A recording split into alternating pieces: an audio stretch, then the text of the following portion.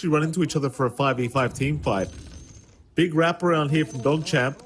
They're going to hold the high ground, and Beta running right towards them. Stonebank, he's the one up front.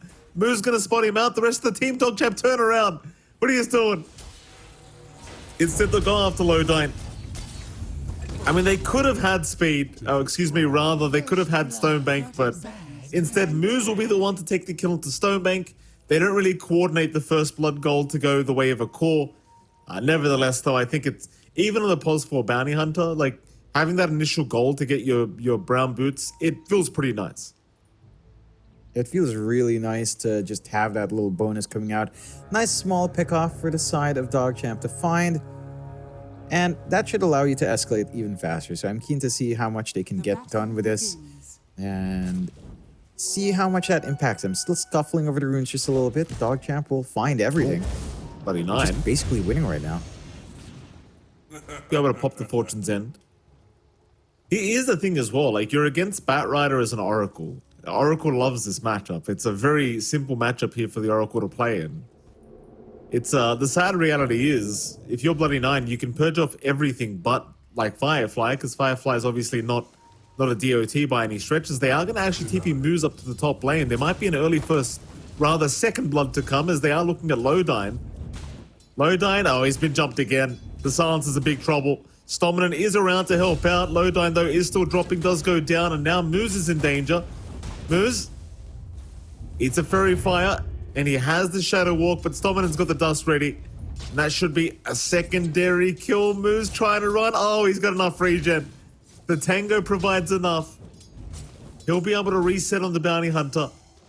And it does seem like they're running a tri-lane versus tri-lane matchup here for this top lane. Is Speed now going to get jumped here by Stonebank?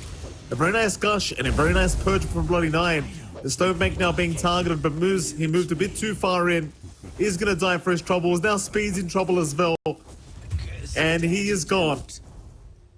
It's kind of the thing, like, I think they believe this Venomance is going to be strong in a tri-lane, which it is, but it's also going to be kind of weak. It's going to be very interesting to see if they can win this one out. Yeah, this is a little bit strange. I mean, you can leave your Bloodseeker solo against Beastmaster, and you can just try to be aggressive in this Monkey King, but if this tri-lane fails, you're going to snowball pretty damn hard on Stonebank. Like, you won't get the support EXP that you'd really need on a Silencer and a Batrider for sure, but the farm you can get here, this could lead to some fast timings if you're not careful. Bloody Nine, again going to be chased down here. Curse of Avernus is going to make sure he cannot... Oh, Curse of Avernus, excuse me. Arcane Curse is going to make sure he does not get away. We don't have an Abaddon in the game, so ignore what I said. But yeah, Stomin is doing a really good job of catching them out as well here, John. Like, just with the Flame Break, just constantly knocking them back in a position where they can actually focus them down. Yeah. And, so far, like, they're continuing to run the tri-lane top side, but it hasn't worked out so far for DogChamp, I'll tell you. They've lost some of that first blood momentum. There was all the bounty runes coming out. Perhaps that move is cursed. You get too much at the start, Mike. You know, it curses you. The game starts to tell you, all right, time to lose quite a fair bit because you guys got that too perfect a start with everything going your way on the map. I'm sure Bait will appreciate that curse going their way. Still taking a look at other lanes down mid. Dendi on the Ember, Red 2 on that Void Spirit. Again, this is a matchup we've seen multiple times. The Void Spirit still manages to pull up ahead. We've seen the one Ember counterplay being Max Flame Guard. So you start to do more damage without caring too much about not blocking. But that does cut off your aggression. So I like that Dendi is still going for the Sleight of Fist priority at level 3. Just to get his own farm going safely, get some safe right-click harass off as well. Rune control is a big important thing here for both sides. When it comes down to support rotations, it does feel easier for DogChamp, but you're stuck in a tri-lane situation, so I don't even know if that's a factor, if you'll ever break the tri-lane for those runes. Oh, Stonebank, bit of a chase top lane here for the Monkey King. Stonebank's been slowed up by the Gale. Blood Grenade there as well. He does go for a Boundless Strike, but in the end is not going to be able to survive through the Outslaught. So, DogChamp now looking a little bit better, and the thing is as well, like with these levels to come up, DogChamp does have the stronger tri-lane. Right, like, especially Oracle's level 3 timing, it is very painful to have to try and deal with. It really is. They set their sights on D&M down bot. Well, DNM should be going down. They are TPing in heroes. In fact, DNM still running, but is not going to be able to make it out. Now Bloody Nine going to be chased down as well on the Oracle. Moose is going to rotate, but Funnick is just going right after the Oracle. Bloody Nine, he's got a couple stick charges, but he will commit them and they will be enough for now. He does escape, but they are unable to save DNM's life. That's a big take for Bait. Nice streak coming out now for Stoneman. He does have to be careful about losing that, but it doesn't feel like you can have a kill threat on the Bat Rider this early on. And they fully shift their gears here, dragging 2 supports down bot, but they'll TP moves back up. So that early momentum we were seeing from DogChamp just kind of cut off again. Bait having some great counterplay, knowing where the lanes are weak when these rotations come in, and take advantage of it fully. Still up top, Lowdine's starting to drop low. Yeah, he went way too close there, John. Lowdine, I think he needs to be denied off here by Stonebank, and he's timed it well enough. Deny is there. Very nice from Stonebank, realizing he shouldn't chase any longer, but just go for the deny. Now he'll be the one to take the damage, though, but it is a Venom off lane. Like, the thing is with Poison Sting, it's so annoying to play against. Yes, it's a very frustrating spell, a frustrating passive to kind of deal with. You can easily spam out that kill as well against melee heroes. They find DNM again. They do. This is before Funnick's hit level 6, by the way. He's just able to find kills with the ball slow and Stoneman just knocking them back constantly with the flame break. So, I mean, the Pos 4 Bat Rider is doing some great work. There's been plenty of setups here by Stoneman. And DNM just not having the start he would like. I mean, they're going to have to focus more attention, I think, on trying to make his life a little bit easier. As now Dendy mid lane, speaking of life not being easy, he's going to get jumped here by Red 2 and Moose. And he's eventually going to die as Red is able to take him out. Stoneman should be able to find maybe a trade here onto Red 2. Oh, but not quite. Stuns are there from Moose. The race is on for the power rune, but Stoneman is forced to back off as Red does pick up the invis and immediately starts running up top. Get that bounty rune as well, so fully reset now on the Void Spirit off the back for that kill. A pretty damn big kill as they find Stonebank now too. That was just Bloody Nine, John. That was literally Bloody Nine on his own getting that kill. Stoneman underestimating the Purifying Flames damage, but Bloody Nine, he knew how strong he was. It's mid lane, Dendy again being caught out. He is still just level 5, 1 creep away. He just TP'd in. Oh no. Red 2's going to be 2 levels ahead of him. Yeah, that's not the good start that you'd want. Stonebank forced to TP mid as well. Doesn't cancel it, so... Oh, DNM. At the least, he'll get a little bit of farm here. Now, DNM got the Wisdom Rune here, John, but it looks like it's going to be the 3rd death of the game for him, and they do get him. I mean, Wisdom Runes are great, and we know DogChamp loves securing those early 7-minute Wisdom Runes, but I don't know if it's worth his life. Yeah, that's a big sacrifice. I do feel like it's still somewhat worthwhile to stall out the level 6 of a Silencer and a Bat Rider, but you have to be a bit careful. You can get away with it once, at least getting 2 of them kind of offsets that, as they find Stonebank now mid, and he also just TP'd into mid. Oh, he's gonna walk to a lane. This is really... I don't know, this movement from Bait is very weird, and we just talked about their strength in laning phase. These decisions are... forced is a word I'd use for this one. Just very forced right now. I mean, Moose is doing a fantastic job of finding these pickoffs over and over again, like just setting up everything with that level 1 Shadow Walkers. Top lane, Lowdine's going to drop here to Bloody Nine once again, just completely solo, but that is the Oracle for you. At level 5, like, you deal so much damage as this hero. You know what? If Bloody Nine's listening, he should build a phylactery right now. Build an Oracle phylactery. Thank me later, Bloody Nine. That's a build. That truly is a build. One of the builds of all time. You could afford to be fair. I think this is a game where you might not be under as much pressure for, say, the Pavis. There might be more justification for maybe something like a Glimmer Cape, but I wouldn't mind an offensive route to just maximize your early fighting advantage that you can have. Moose, he's scouting out for the stacks. He does spot the large cap, doesn't really see the Ancients with a sentry around. Mid lane, he's got level 6. They're going to purge him up, though. Dendy, oh, he's gone. Oh, God. That was without Moose even stunning him initially. Oh, boy. The thing is as well, John, Moose is about to hit level 6. Like, things are going to go crazy with track up if they continue finding pickoffs like this. Radiant's bottom tower is under attack. Yeah, it's just gonna ramp up. Like, again, very snowball with a bounty hunter. They at least find a bot tier 1, but DogChamp can still fight here if they want to. Yeah, Stominan's the target. Moose might be able to get level 6 off this neck and turn on to Funnick. The Aurora is going to come out right onto the Oracle, but he has False Promise available. Bloody Nine's going to be just fine. He'll heal himself up. Radiant's middle Now they do move Lowdine in as well as Stonebank, and they do pick off Moose. Bloody Nine able to TP away just in the nick of time. But they do survive bait. They will not lose Stominan. They lose nobody, in fact. Moose does not get his level 6 that he wanted. And ultimately, bait, they end up winning out the team fight. They managed to bait DogChamp in. DogChamp, again, that was their own forced movement coming out there. And the tower's already lost. They still try to force the issue and are punished. So you do get a little bit in return for bait. Red 2 still manages to grab a regen rune. Not going to be punished too hard for it either. So you're feeling good with his power rune control coming out on DogChamp. You've got a pretty free lane for speed left alone up top. He has the Vanguard. He's going into the Veil. He's going to have a lot of output, especially with that Noxious Plague ready to be fired off in a wider team fight.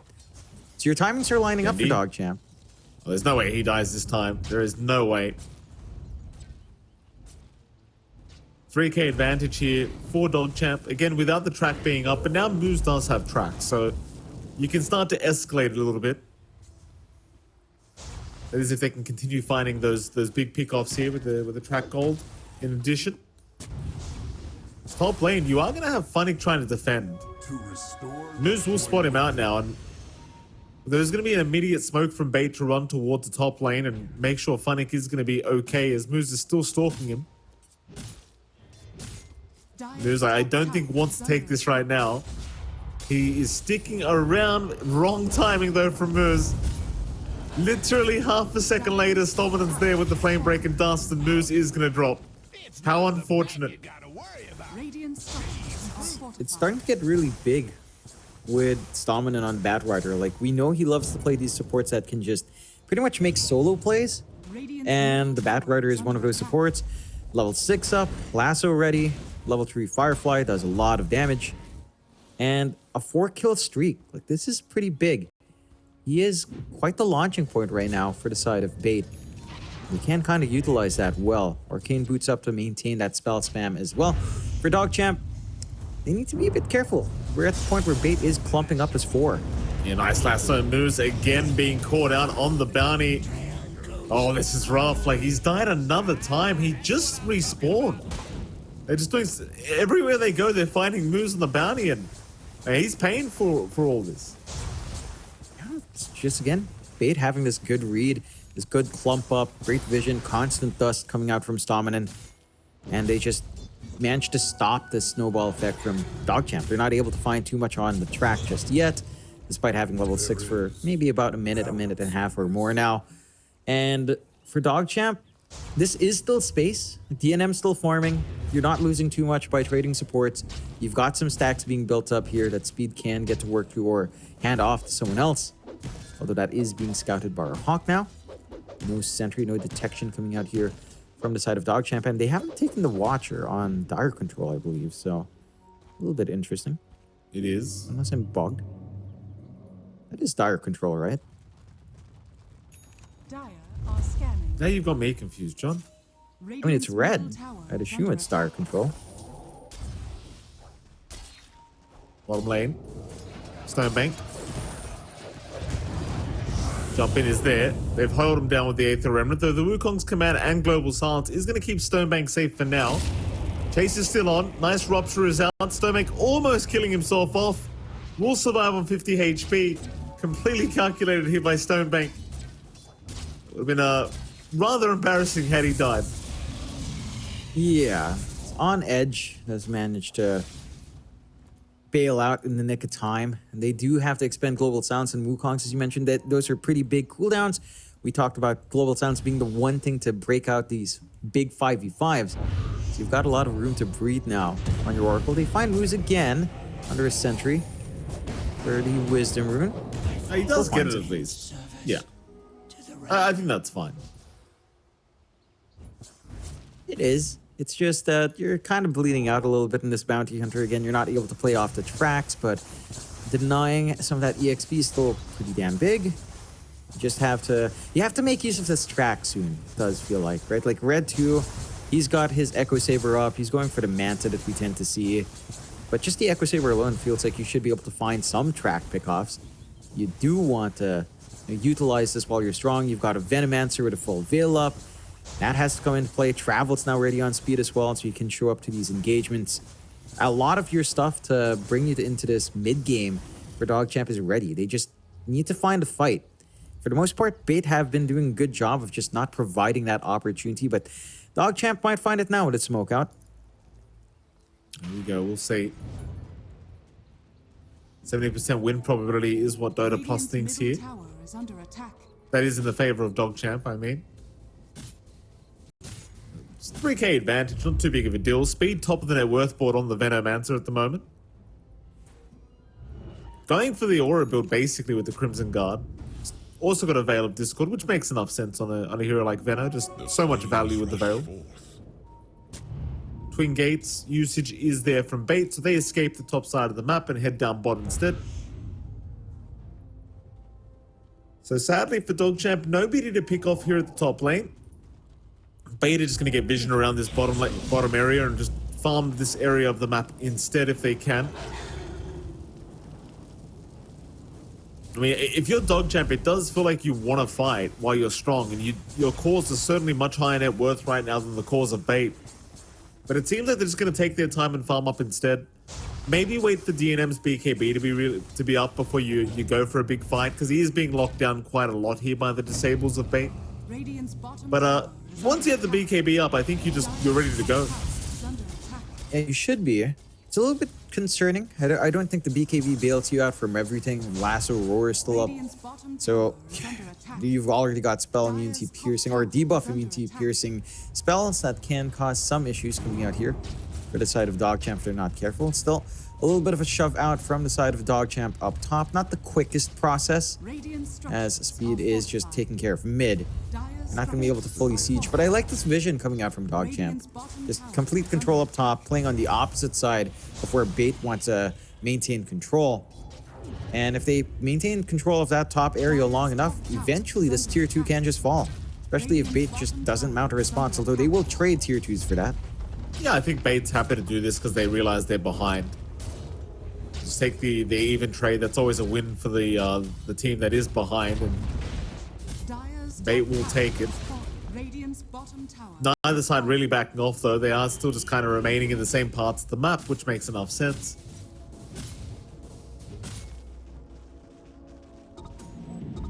The Speed is again going for a Crimson Guard here, so you might also wait for that timing to be up before you get going, and he's almost got enough. The thing with the Venos, you can farm the jungle pretty darn fast with Plague Wards.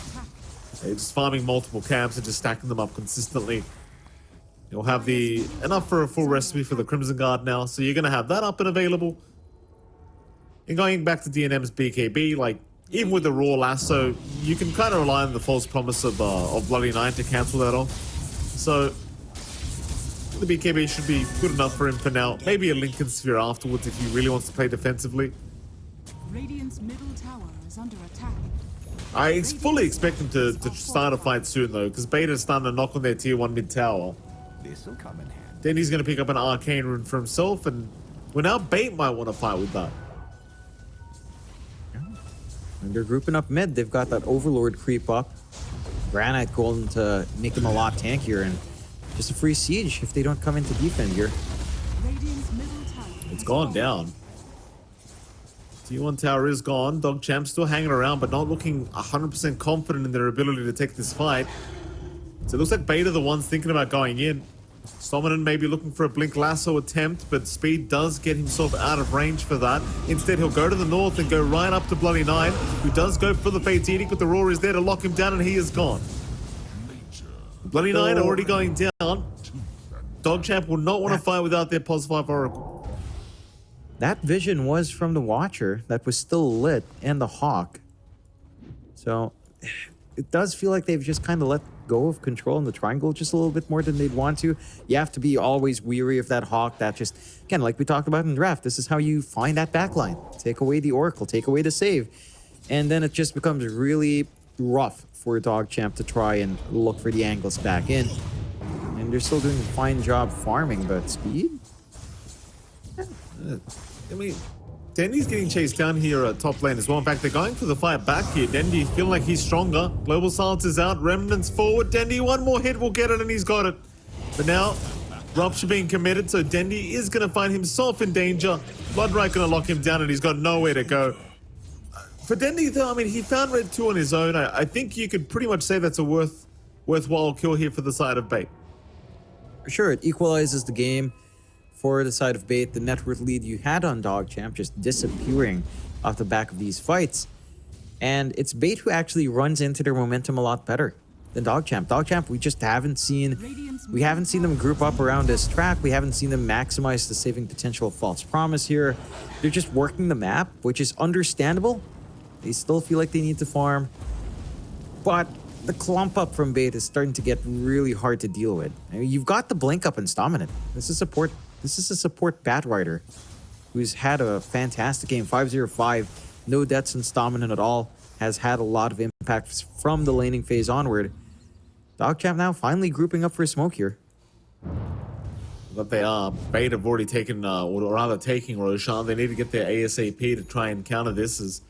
Well, Bait seem to know that something is up because they have gotten out of the Roshan pit and instead just hung around the Lotus pool. DogChamp. It's time to move into the Roshan. We'll see some of its HP has been removed, so Bait is around here somewhere is what they should be telling themselves. It's very hard to fight though, like your smoke's about to run out, you're under Hawk vision to make matters worse, so I mean, Bait already have the information as to where you're positioning at the moment if you are DogChamp, and they are wrapping around. But Bait, it seems like they want to take this fight. Roshan obviously a pretty big deal for either side. The DogChamp still look like they might be the stronger team in this fight, but they do not want to allow Roshan to go down, that's for sure. Bait now going to smoke up. They're going to try and force it. Question is, who can they find first?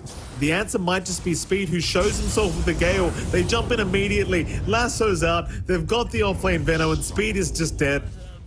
Beautiful start here from Bait. But the jump is there onto Funnick, who does barely survive, going on to Moose with the Roar, but it's not going to be enough because Bloody Nine is right behind him, healing him up. Meanwhile, Speed, he brought back, he came back into the team fight, but he's on the front lines. He'll try to survive through it. Bloody Nine with the false promise, keeping him alive, but Dendy is still chasing them down. Speed has died back, but the team fight is going in favor of DogChamp. So they are buying back now on the side of Bait. Dendy is gone. He could buy back as well. Meanwhile, Stominant will buy, or rather die, and might buy back himself, as they are all buying back on the side of Bait. DNM getting locked down to the last second is going to go as Bait. I think it may have cost them, what, 3 buybacks? But they end up securing Roshan. Yeah, it's a lot of commitment, but this objective should allow them to apply some pressure. They've got some angles to take down bot if they want to force high ground early. Probably just look for more outer towers before fully committing this way.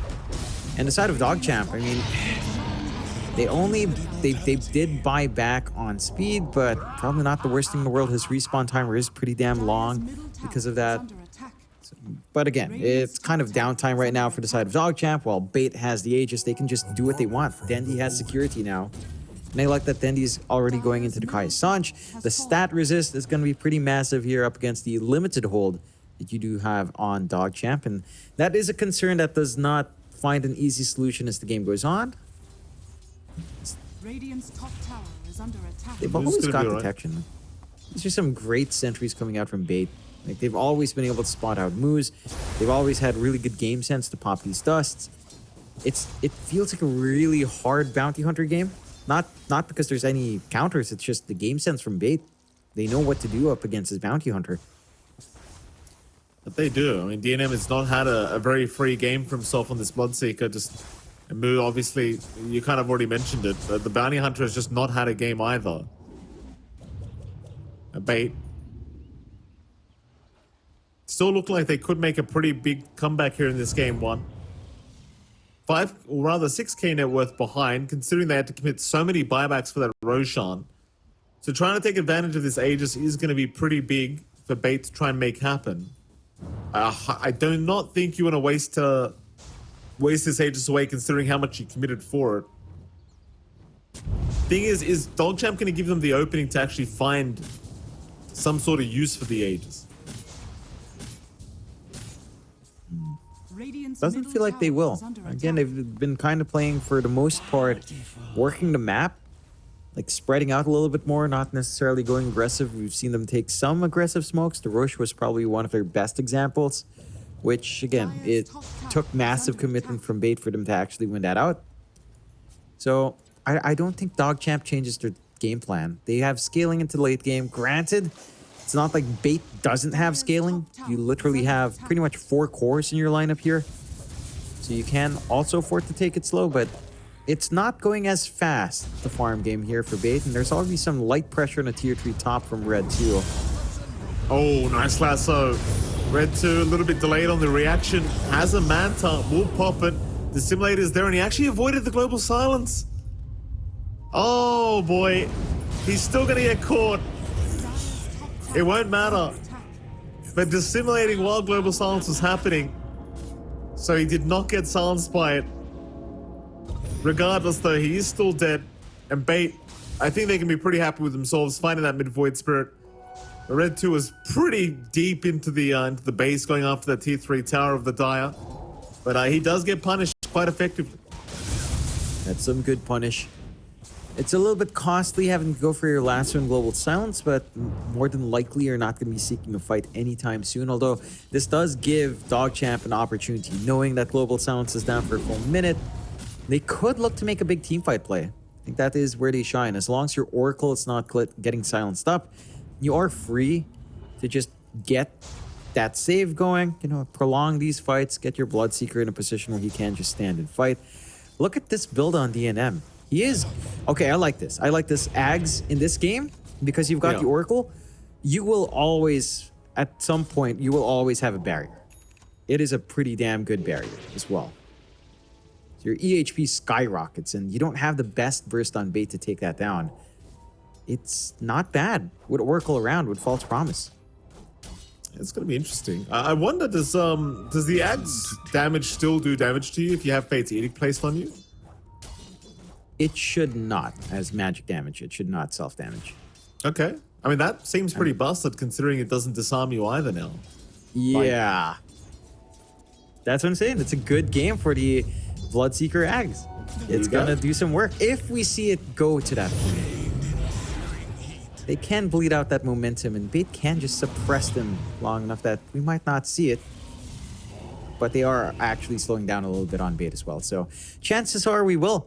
I'm excited, This is an Ags that everyone's memed about, but I've seen it work in one game, and I believe it will work in this game.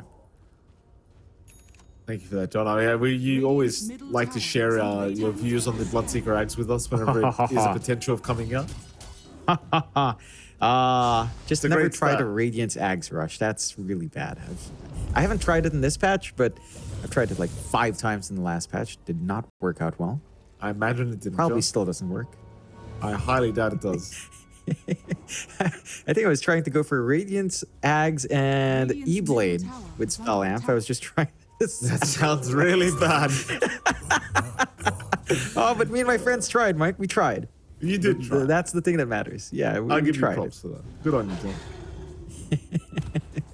Goodness me. High ground already under siege. Ancient Black Dragon on hand. Aegis is gone. But they're doing significant damage, and the wave clearing from DogChamp is a little bit awkward. They have to throw their heroes a lot more far forward to safely clear out a wave.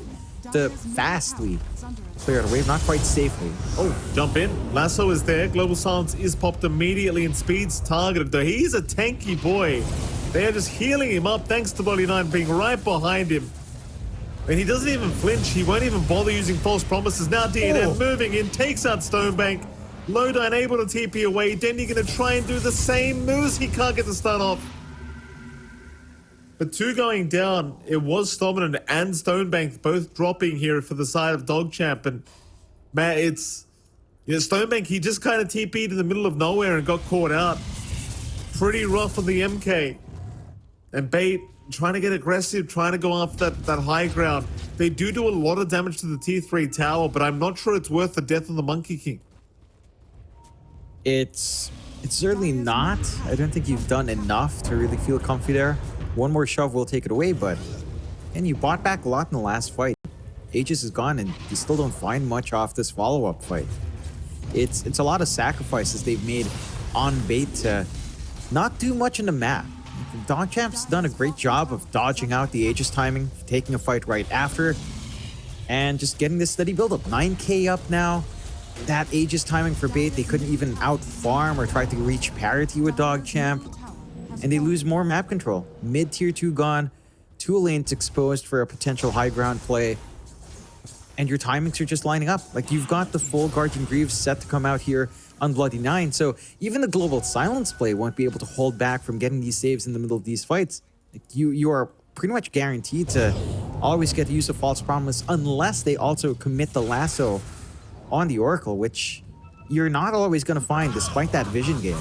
Like, even jumping the Oracle, it's just tough. You've got the Lotus Orb on speed. So as long as these two heroes cover each other's back, get at least a save on one or the other, then you're kind of set to just,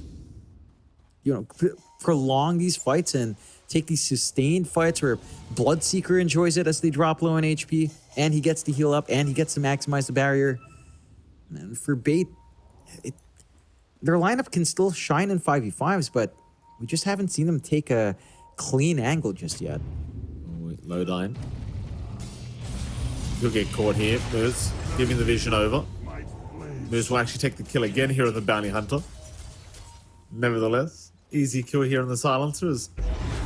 It seems like Bait, rather DogChamp, are ready to maybe push in the bottom tier 1 tower at least. Bait don't look like they're in the worst position to try and fight. They did just pick up an Octarine core on Storminen, but they will want to wait for their Silencer to really get going. The tier 1 bottom tower does go down. So you'd rather not buy back on Lodine if you can avoid it. Problem is now they might go for the tier 2 tower, and now they might try to force a team fight as Stonebank setting up for a nice Wukong's command. He's going to find Speed in it. Lasso is out immediately, but Bloody Nine's there.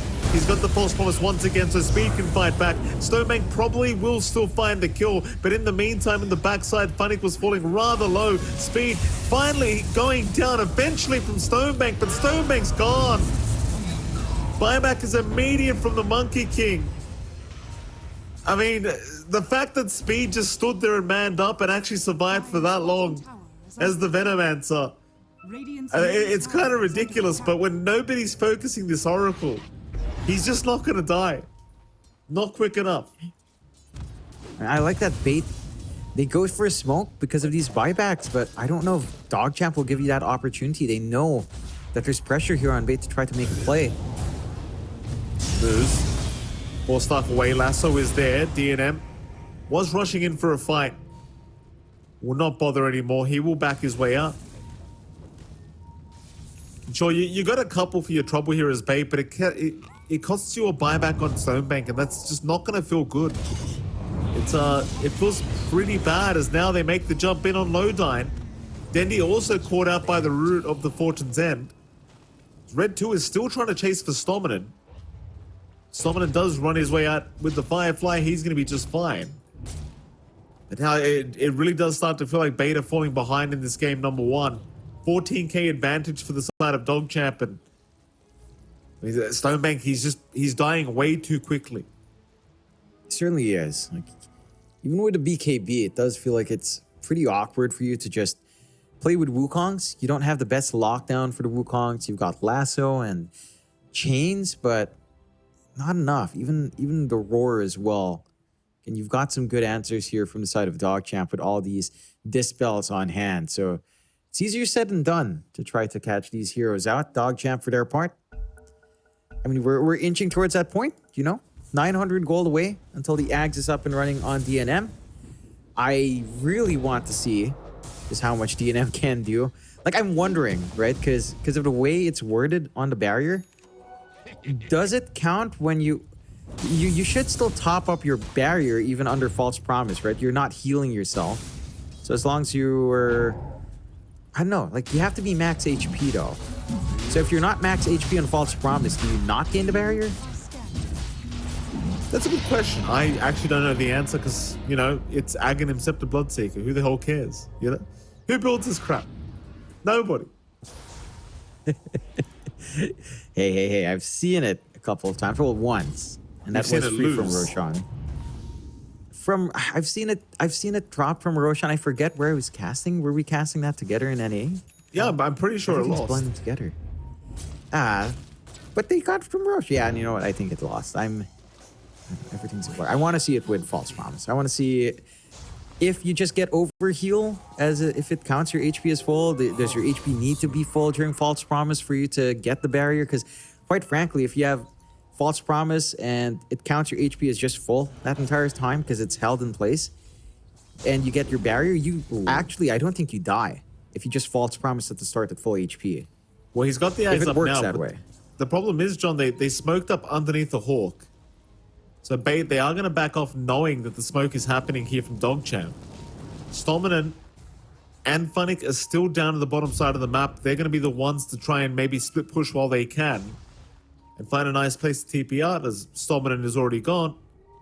Funnick's the only one left down in the bot lane, but he's pretty far away. Like, I think he can comfortably start split pushing the lane and just TP out now. And he should be able to oh, he's getting a little bit greedy.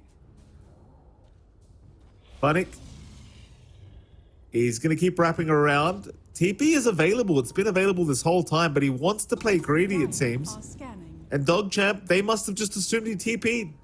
So he's fine to just stick around and cut another creep wave, and he will do so. Red's not even turning around. Red just left the building. He's like, screw that guy. I'm going mid lane. Radiant's top tower is under attack. It's just missing out on an opportunity for DogChamp that also cuts off any aggression they can take on this last outer tower from the side of Bait. And for Bait's part, managing to shove up top, getting some small openings coming out here. Or at least some form of map equalization, although not much. They haven't been able to make any moves on the tier 2s anytime recently. And despite that creep cut, he did have double siege creeps here for DogChamp, so still managed to clear out the last outer tower. Only the high ground left for Bait. That's a pretty precarious position. You can play with a Wukong's command pretty nicely up there. You can look for these lasso pullbacks on the defense. You have some good options. You get the Tormentor though on DogChamp's side, so the Shadow Walk on allies. Shadow Walk on Bloodseeker sounds fun. Free Shadow Blade for this guy to just run around. That's it's a lot, and it's a pretty decent save. Although again, for the most part, we've seen Bait be very disciplined with detection here. Yeah. Well, let's see what happens here from DogChamp. They are approaching the dire high ground. 37 minutes into the game. Aegis up on Red 2, so he'll move in first. Keep in mind, Red 2 has a lot of damage right now with the Daedalus up. He's already hitting for about 400 per right click, let alone when the Daedalus crits for him. It seems like for now, DogChamp playing it very, very slowly, just letting the Void Spirit do all the hard work.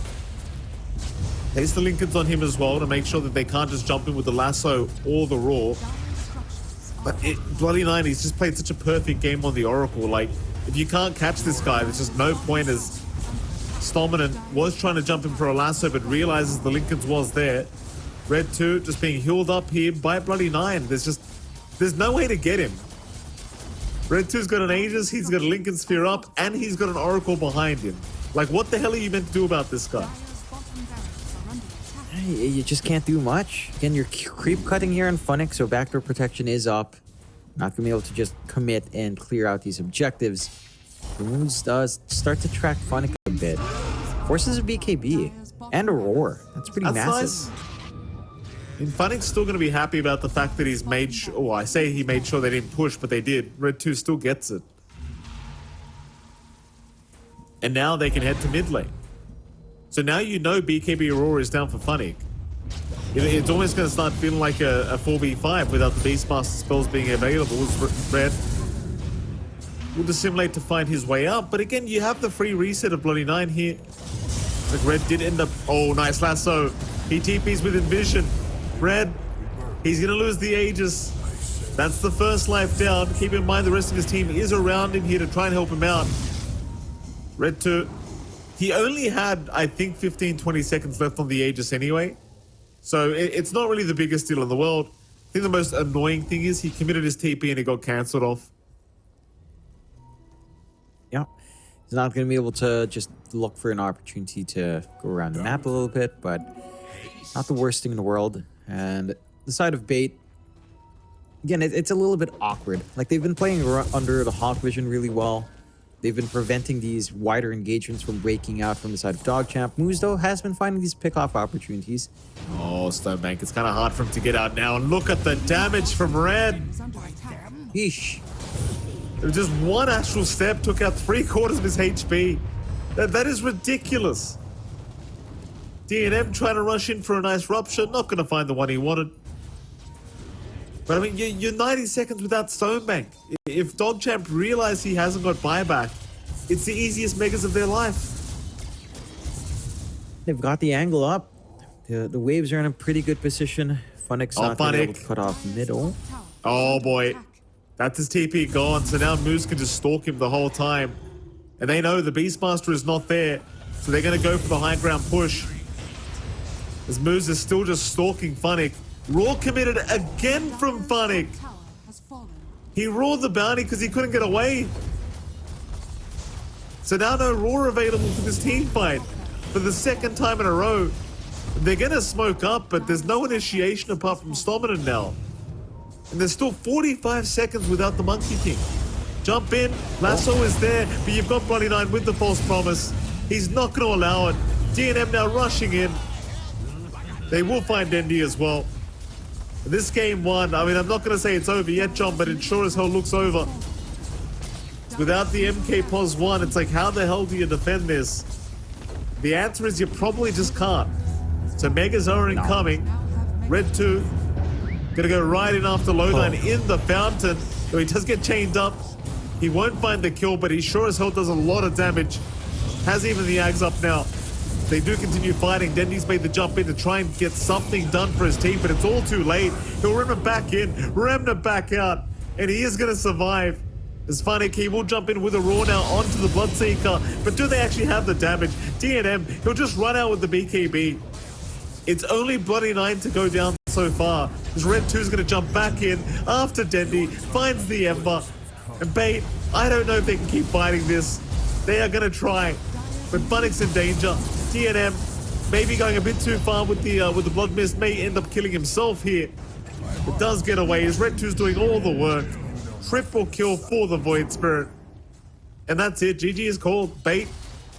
It was close at one stage of the game here for the side of Bait, but ultimately they were...